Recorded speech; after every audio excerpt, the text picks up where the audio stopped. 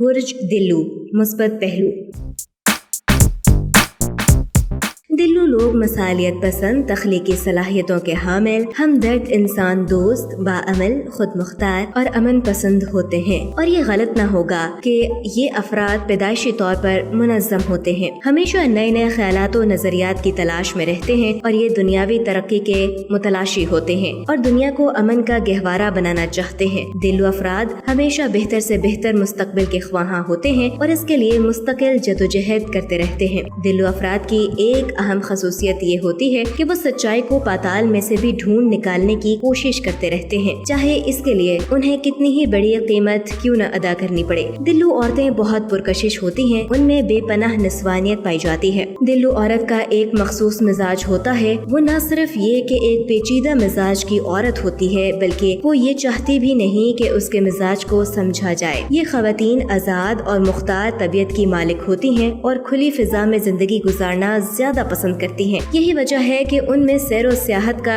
ذوق بھی پایا جاتا ہے۔ منفی پہلو: بعض امور میں دلو افراد کی شخصیت میں ایک لا تعلقی کی سی کیفیت پائی جاتی ہے، جبکہ اسی معاملے میں دوسرے افراد خاصے جذباتی ہوتے ہیں۔ دلو افراد دراصل زیادہ تر دماغی اور منطق سے کام لیتے ہیں اور ان کی ان افراد سے کبھی نہیں بنتی جو جذبات اور دل سے کام لیتے ہیں۔ بعض اوقات دلو افراد اپنے کاموں یا من پسند مشغلوں میں اتنے مشغول ہو جاتے ہیں کہ وہ اپنی فیملی اور اس کی ضروریات سے بھی غافل ہو جاتے ہیں۔ اس کا سبب یہ ہوتا ہے کہ یہ لوگ صاحب ادراک، مہربان، فکر و تردد سے بے نیاز ہوتے ہیں۔ در حقیقت یہ کسی بھی قسم کی پابندیوں سے گھبراتے ہیں اور لوگ ان کے معاملات میں ٹانگ اڑاتے ہوئے ڈرتے ہیں۔ یہ صورتحال ان کو غیر ضروری طور پر خود مختار بنا دیتی ہے اور ارد گرد کے لوگوں کے لیے ان کے ساتھ رہنا مشکل ہو جاتا ہے، لیکن یہ کھنچاؤ کم یا ختم بھی ہو سکتا ہے اگر یہ اپنے اندر تھوڑی سی مفاہمت اور دوسروں کی محبت پیدا کریں۔ محبت میں دل سے زیادہ دماغ سے فیصلہ کرتے ہیں، اس لیے بہتر ہے کہ محبت کرنے سے پہلے آپ اس شخص سے دانشورانہ گفتگو کر لیں تاکہ آپ کو اندازہ ہو جائے کہ اس شخص سے آپ کو ذہنی ہم آہنگی ہے